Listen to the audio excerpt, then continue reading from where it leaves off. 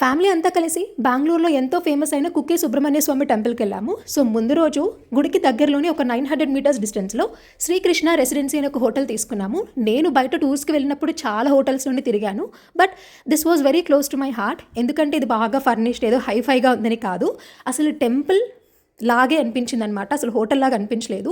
Enter అవ్వగానే అన్ని దేవుడి విగ్రహాలు, దేవుడి పటాలు, పూరి జగన్నాథ స్వామి రథము, పూరి జగన్నాథ స్వామి పటము, ఆవు దూడకి పాలిస్తున్నట్టు ఒక చిన్న విగ్రహము, ఆదిశంకరాచార్యులు గారి పటము, అంటే ఏదో పాజిటివ్ ఎస్థెటిక్ వైబ్ వచ్చేసింది, దేవుడికి దగ్గరగా ఉన్నట్టు. ఇంకా ఫ్రెష్ అయిపోయి వెంటనే పక్కనే ఉన్న నారియల్ కెఫేకి వెళ్ళిపోయామన్నమాట. ఇది చాలా ఫేమస్ అంట అక్కడ. సో ఫుడ్ ఎలా ఉంటుందో ట్రై చేద్దామని వెళ్ళాము. Food okay, not so good, prices కొంచెం ఎక్కువ ఉన్నాయన్నమాట. But quality wise it is good. నాకు బాగా అనిపించింది. సిన్స్ ఇట్ ఈస్ సాటర్డే, పక్క రోజు పూజ ఉంది కాబట్టి వెజ్జే తిన్నాము. దీంతోపాటు ఒక ఫ్రూట్ సలాడ్ ఐస్ క్రీమ్ కూడా ఆర్డర్ చేసాం. పూజ ఎన్ని గంటలకు జరిగింది, ఎలా జరిగింది అనేది నెక్స్ట్ వీడియోలో చెప్తాను.